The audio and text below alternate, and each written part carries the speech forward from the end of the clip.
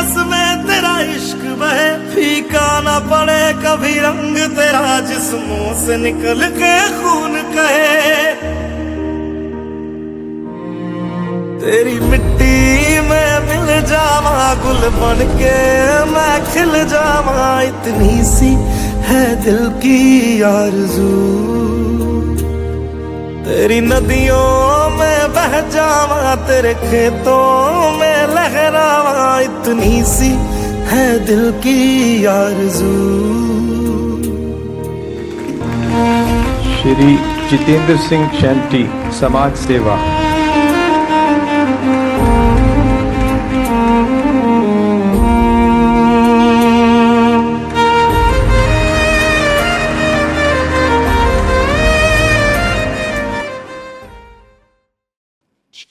जो बोलना चाहता था वो गले में ही रह गया।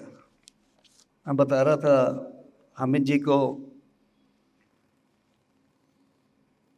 1000 बार भी देखने के बाद में जब भी इस शॉट्स को देखता हूँ मेरा सारा सिस्टम नर्वस हो जाता है और रोंगटे खड़े हो जाते हैं।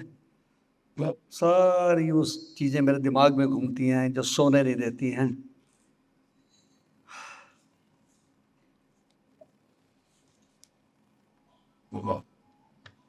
दुनिया के सबसे मशहूर सामाजिक संस्थान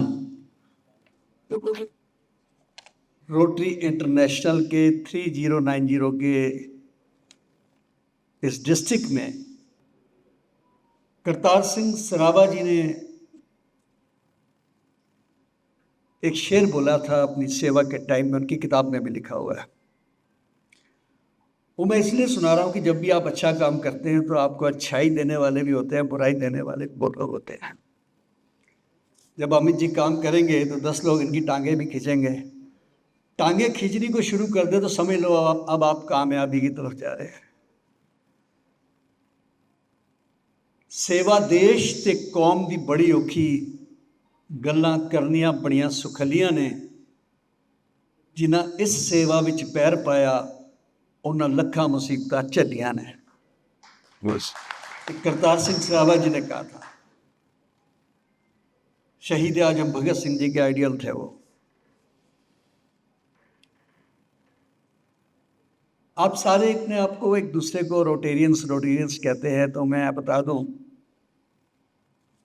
कि 1989 में मैं रोटेरियन बना था अपने दिल्ली के विवेक विहार से, रोटरी क्लब विवेक विहार में। मेरा अटैचमेंट तब से है। कुछ लोगों की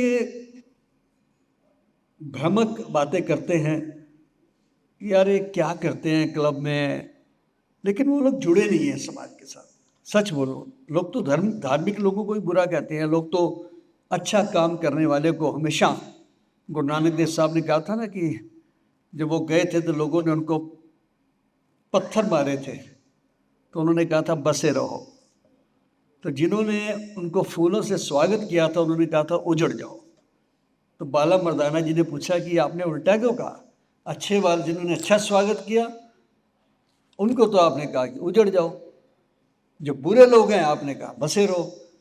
तो कहने लगे जो ये बुरे वाले हैं ये बसे हुए एक ही जगह ठीक है, जो अच्छे वाले हैं जो बिखर बिखर के जाएंगे तो जहाँ जाएंगे फूल बरसाएंगे। अच्छा काम करना चाहिए। रोटेरियंस का काम दुनिया ने देखा, और कब कब देखा? जब जब कहीं पर त्रासदी आई, डिजास्टर आया खास करके। मैं तो इसका प्रत्यक्ष गवाह हूं कि सबसे पहले जब मेरे पास एम्बुलेंसेस की कमी पड़ी कोविड के अंदर, तो सबसे पहला फ़ोन मुझे मुंबई से आता है कि शंटी जी हम आपको एक एम्बुलेंस भेज रहे हैं, क्योंकि मैंने एक अपील डाली थी अपनी फेसबुक पे। फिर थाने से आया, मुंबई से आ गया है। आप बिलीव नहीं करेंगे कि कश्मीर से लेके कन्याकुमारी तक और अटक से लेके कटक तक कोई ऐसा डिस्ट्रिक्ट बचा नहीं है जहां मेरे को बुला के उन्होंने आफ्टर द पद्मश्री मान सम्मान ना दिया हो, या हमारी संस्था के लिए उन्होंने कंट्रीब्यूशन ना दिया हो, मैं बता नहीं सकता आपको कि क्या क्या काम उन्होंने किए उस समय। मेहनत के साथ साथ सेवा का जब दिमाग में जज्बा हो और शिद्दत से इंसान सेवा करे तो ऊपर वाला आपको खुद बुलाता है आपके नेक कामों को लिए। ऊपर वाला जिम्मेदारी देता है आपको, और उसमें आपको सबसे बड़ी घर की सपोर्ट चाहिए होती है। मैं समझता हूँ आज अमित जी अगर यहाँ खड़े हैं तो इनके घर से सपोर्ट ना होती शायद ये यहाँ तक ना पहुँचते। बहुत बड़ी पोस्ट है गवर्नर बनना, रोटेरियंस में मुझे मालूम है। और मैं भी सबको कहता हूँ, जब भी कोई मुझे पॉडकास्ट में पूछता है कि शंटी जी आप जब शुरुआत की तो क्या रहा, तो मैं एक ही जवाब देता हूँ कि भाई सच बोलूँ तो पहली सपोर्ट मेरी माँ ने दी थी मुझे सबसे पहले। उसके बाद मेरे परिवार यानी मिसेज ने, बच्चों ने, सबने मेरा साथ दिया। और कभी किसी अवार्ड के लिए काम नहीं कर रहे थे और पता नहीं था कि ज़िंदगी में इतना बड़ा जलजला आ जाएगा और 4266 डेड बॉडी का संस्कार करना पड़ेगा 1 महीने के अंदर। और रात को जब मैं सोया होगा पता नहीं होता था कि सुबह उठेंगे कि नहीं उठेंगे। जब मैं, मेरा बेटा, सारा परिवार डेथ बेड पे थे, जिस दिन मेरा ड्राइवर चला गया, जैसे अमिताभ जी ने बताया, अभी लग नहीं रहा था कि अगले दिन मैं उठूंगा। 35 BP और 55-60 जब ऑक्सीजन रहे तो आदमी होपलेस हो जाता है। लेकिन जब मैं बच गया उसके बाद तो अब लगा कि अब जीवन परमात्मा ने मेरा देश के लिए दिया है। मुझे बहुत बड़े बड़े लोगों के फोन उस समय आए जब मैं शमशान घाट में था। आप यकीन नहीं करेंगे, जब मुझे उपराष्ट्रपति जी का फ़ोन आया, श्री वेंकैया नायडू जी का। वेंकैया नायडू जी थोड़ी हिंदी उनकी कमज़ोर है, साउथ इंडियन है ना। तो मुझे कहने लगे शंटी जी हम देख रहे हैं आपको टीवी पे लाइव, सारा देश देख रहा है, और आज मुझे वो बातें याद आ रही है जो अक्सर सुनते थे आपकी कम्युनिटी के बारे में। मैंने कहा क्या जी? तो ये उन्होंने कहा जो मैं अल्फाज कह रहा हूँ कि 1.25 लाख से 1 लड़ा हूँ तभी गोविंद सिंह नाम का। अमिताभ जी का फ़ोन आया, अक्षय भाई का फ़ोन आया। अक्षय जी ने तो 2 एम्बुलेंस भी भेजी मेरे को। राष्ट्रपति जी का फ़ोन आया, प्रधानमंत्री जी का फ़ोन आया, और सो मैनी सेलिब्रिटीज़। कई तो ये कहते थे शंटी जी आप मौत के साथ लड़ रहे हो, तो मैं एक जवाब देता था